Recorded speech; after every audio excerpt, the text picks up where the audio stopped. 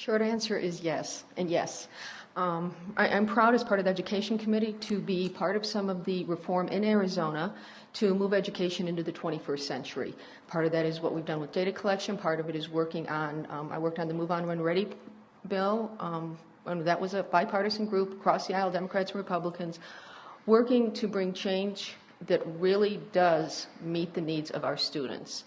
This is a bill that gives students choice. It, to address Mr. Dial's point on career and technical education, it gives children options. They can follow the traditional AP honors track to college. They can follow a track to do career and technical education. They can follow a track that will allow them to do a 2+2, go to community college 2 years and a university for 2 years.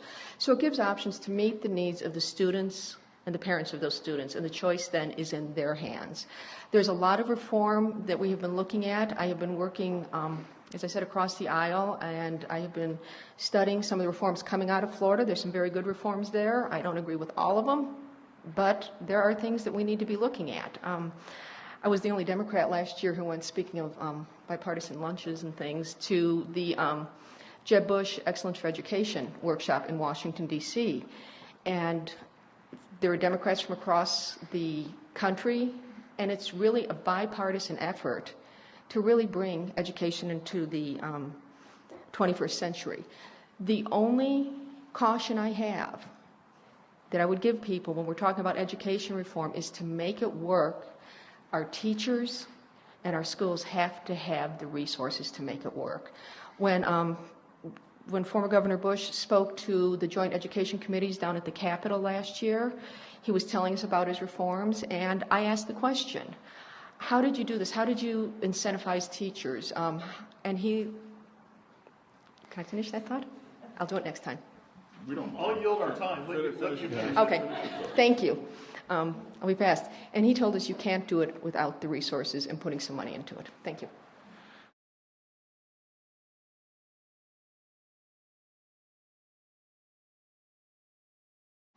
Yes, when I've been down there, I do work with all education groups. I've met with charter school groups. I've met with tuition tax credit organization groups. I've met with, the teachers organizations, the school boards organizations. I like to call them all the A groups, the A+ groups, because they're all Arizona something education organizations. So yes, I do, because I think you have to hear from all voices in the community.